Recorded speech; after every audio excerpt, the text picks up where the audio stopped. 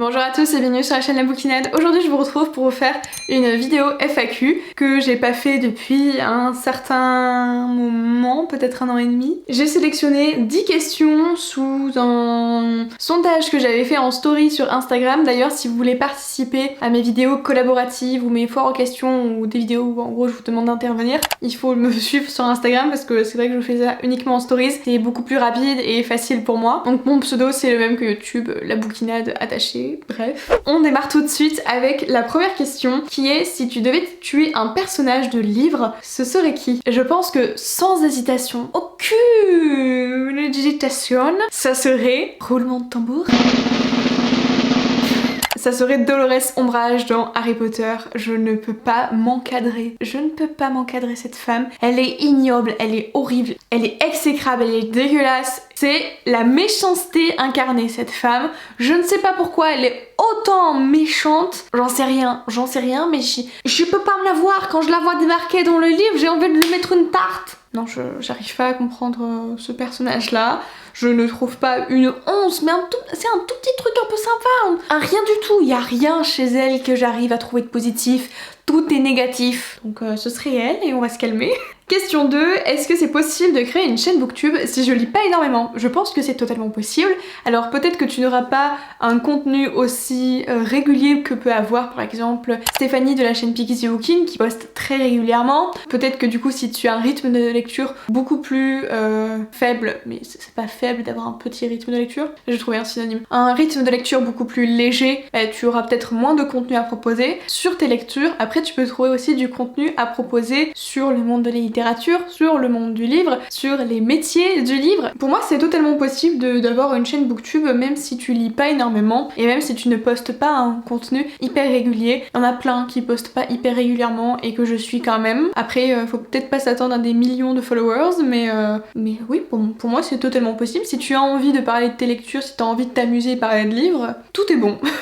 Tout est bon, tout est ok, lance-toi. Troisième question, ton plus grand rêve par rapport à booktube? Alors ça c'est une grande question. J'ai plusieurs rêves que je ne pense pas qu'ils soient vraiment réalisables ou à ma portée. On va dire qu'il y en a 4. Ouais non, pour moi c'est pas possible de réaliser ça. Pour moi soit j'ai pas assez de professionnalisme, d'expérience, de qualité, je sais pas. Enfin pour moi c'est pas possible pour ma personne quoi. Mais je vais quand même vous en parler. Alors le premier que j'ai en tête, c'est pas nécessairement relié à booktube, mais c'est d'avoir un café librairie, d'ouvrir un café librairie, d'avoir un petit coin pâtisserie, boisson, smoothie, ce que vous voulez, ce qui est trop bon, et d'avoir un côté librairie où t'achètes tes bouquins. Ou peut-être emprunter des bouquins, je sais pas. Ce système-là, en tout cas, c'est un truc qui me ferait vraiment rêver. Je trouve ça tellement cosy, tellement relaxant. Le soleil qui dégage, merci. Alors ensuite, mon autre rêve par rapport à booktube, ce serait peut-être d'en vivre, mais encore une fois, comme je vous le disais, pour moi c'est pas envisageable.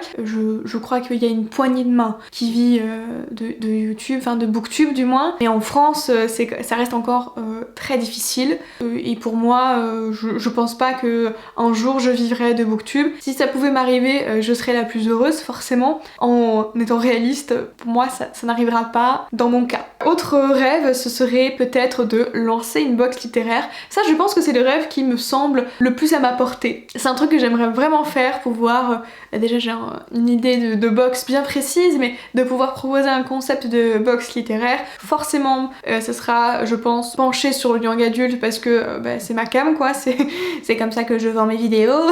Enfin, c'est ce que je lis principalement à 80% du temps parce que maintenant il y a quand même pas mal de mangas et de BD et de romans graphiques, mais la plupart de mes lectures ce sont des romans quoi, de YA. Et mon dernier rêve, et pour moi c'est l'un des plus irréalisables, ce serait de publier mon livre. Or le fait de demander à une maison d'édition s'ils veulent bien me publier, voilà, outre le fait de penser à ça, c'est que aujourd'hui mes écrits je les garde pour moi, j'ai énormément de mal à le faire lire aux autres. Je suis hyper pudique sur ça, donc ça m'intéresse et en même temps je me dis c'est pas pour moi. Quand je vais me prendre des retours, je vais me recevoir une claque dans la tronche parce qu'aujourd'hui j'ai le rôle cool, c'est moi qui lis les livres, c'est moi qui les critique, mais le jour où ça va m'arriver à moi non, je vais péter un câble.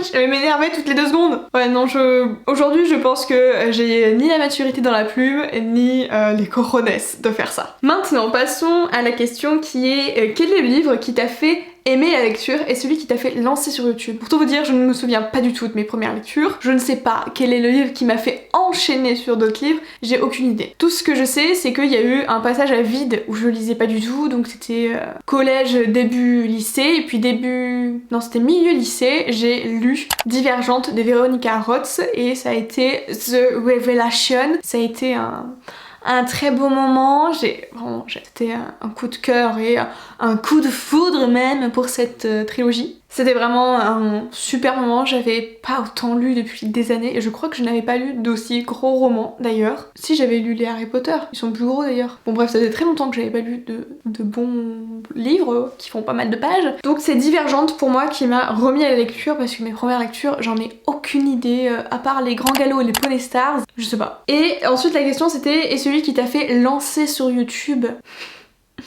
Je sais pas, qu'est-ce qui m'a fait lancer? C'est pas un livre en particulier, c'était une vidéo, je crois, de Nin Gorman et de Emily de la chaîne Bulldog qui disait, je sais plus si c'était un tag ou si c'était un live, donc en gros qui incitait les gens à se lancer sur Booktube et moi j'ai fait ok, j'arrive. Me voici. Non, je crois qu'il n'y a pas vraiment de livre en particulier. J'en ai pas en mémoire. Non, je crois pas. Moi, je pense que c'est vraiment ce moment-là où les 2 superstars de Booktube ont dit ça. J'ai fait ok, je vous écoute, j'arrive. Et maintenant, je vous fais une FAQ. Poursuivons. Alors, comment vas-tu réellement? Je sais pas pourquoi il y a le réellement, on dirait qu'on insiste sur quelque chose. Bon alors écoutez, je vais bien, je fais comme tout le monde, j'essaye de rester positive malgré cette situation sanitaire catastrophique. Mais ce corona, tu commences à m'énerver un peu beaucoup. Pour vous Pour vous contextualiser la chose, j'ai eu mon diplôme d'host métier des bibliothèques et de la documentation en juin dernier et depuis je n'ai pas encore trouvé de métier en rapport avec le livre. Et ça me désespère tellement et je commence à en avoir ras le cul de pas trouver quelque chose dans le livre. J'ai l'impression que c'est mon CV qui va pas, j'ai l'impression que c'est moi. J'ai pas choisi une branche facile déjà de base mais avec peu de débouchés, mais vraiment ouais non, sur ça je vais pas bien du tout. Ma santé ça va, mais sur la recherche d'emploi c'est catastrophique. Bref, ensuite on passe à une autre question qui est où travailles-tu? Alors, donc après mon obstention tout à fait, après que j'ai eu mon diplôme donc en juin dernier, j'ai enchaîné directement sur un emploi en caisse en hypermarché, puis j'ai déménagé sur Nantes, j'ai été caissière dans un espace culturel Leclerc, et puis aujourd'hui, j'ai plus rien. Aujourd'hui, c'était un CDD que j'avais et sur un arrêt maladie qui donc ne s'est pas reconduit parce que la personne est revenue. Aujourd'hui j'ai rien, j'ai pas d'emploi, il y a personne qui me veut dans bibliothèque, en librairie. Il y a un petit peu vous me tolérez un petit peu sur Booktube, ça va, c'est cool. Si vous me tolérez sur Booktube, moi ça me va. Non mais en ce moment du coup je ne travaille pas, je cherche un emploi activement et c'est le désespoir, voilà. Passons à une question qui me fasse un peu plus sourire. C'est pas trop une question qui va me faire sourire. As-tu confiance en toi? Non. Non, je n'ai pas confiance en moi. Alors aujourd'hui devant ma caméra, aujourd'hui ça va, j'arrive à filmer, j'arrive à tolérer mon image que je vois sur ce magnifique retour écran. Après de là vous dire que j'ai confiance en moi devant d'autres personnes. Pas du tout, et c'est pas nouveau, c'est depuis que je suis petite quoi, ça a jamais évolué, c'est super triste. Ça a jamais évolué, ma confiance en moi n'a jamais eu un level, vous voyez, un petit 80%, 90%, non, on est toujours très bas. Je ne sais même pas dire quel pourcentage j'ai, c'est assez bas. Il y a plein de choses que je n'arrive pas à faire, que ce soit d'un point de vue professionnel ou personnel, que je ne vais pas citer parce que j'en ai pas envie, mais il y a plein de choses qui font que j'arrive pas à les faire à cause de ma confiance en moi. Plein de projets que j'aimerais faire, plein de trucs, comme je disais, personnels, que j'aimerais bien faire, des expériences sociales, enfin un tas de choses, et ma confiance en moi me bloque, me dit non, tu vas avoir une crise d'angoisse si tu continues. Voilà, donc non, je n'ai pas de remède pour vous dire comment avoir confiance en soi. Tout ce que je sais, c'est que effectivement, de me filmer pour YouTube et pour parler de livres, ça m'aide. Alors, il n'y a pas non plus un... Le soleil là, il commence à m'énerver, à se barrer. Il n'y a pas non plus un changement drastique dans ma confiance en moi, mais je dois quand même avouer que les vidéos YouTube m'ont quand même aidé. Question 7. Comment s'appelle ton petit chat? Et mon petit chat s'appelle Nuts. Je vais vous le chercher. Je le tiens comme un sac à patates, le pauvre. Attention mon pull. Oh, il veut pas trop se montrer là. Voici Nuts. T'es fatigué mon loup. Bah oui. Donc c'est Nuts, il a à peu près 4 ans, donc initialement c'est le chat de mon copain qu'il avait quand il était dans son studio, et puis de toute façon ce chat je l'ai connu depuis qu'il est né dans son buisson. Et bref, donc ce chat partage ma vie depuis que mon copain l'a, parce que j'étais beaucoup chez lui.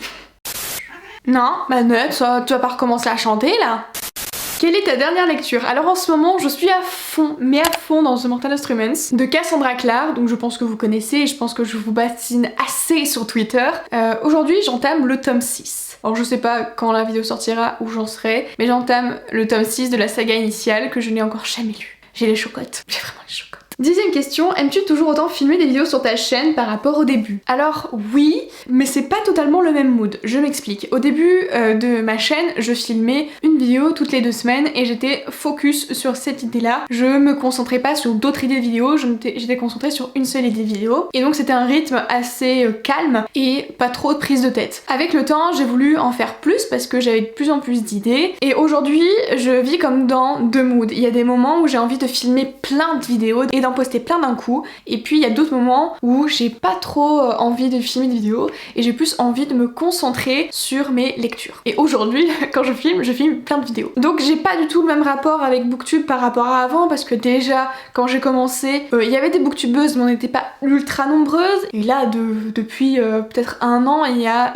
tous les jours, j'ai l'impression, des nouveaux booktubeurs qui pop-up sur mon actu. C'est hyper bien, c'est hyper positif, mais on est plus nombreux, il y a plus de motivation, il y a plus d'entraide. Enfin moi c'est mon point de vue et c'est comme ça que ça se passe pour moi. Peut-être que pour d'autres personnes c'est autrement. Aujourd'hui je pense que j'aime davantage faire des vidéos qu'avant, parce qu'aussi il y a eu le fait que je prenne du plaisir à faire du montage, que je prenne du plaisir à trouver des idées de vidéos un peu plus originales ou ce genre de choses, et la communauté qui s'est agrandie, donc ça fait clairement une motivation en plus, et surtout beaucoup de nouveaux arrivants qui font du contenu, de nouveaux youtubeurs spécialisés en livres, et ça fait extrêmement plaisir. Et ouais, aujourd'hui je préfère par rapport à avant, parce qu'il y a plus d'entrain et plus de motivation, même si avant j'aimais quand même en faire, sinon je n'aurais pas fait. Voilà, c'est tout pour cette foire question, j'espère qu'elle vous a plu, j'espère que j'ai pu répondre quand même à la globalité des questions qu'il y avait. Genre j'ai essayé de prendre quand même des questions qui se répétaient assez souvent. Sur ce, je vous souhaite de bonnes lectures et on se retrouve dans une prochaine vidéo. Bye!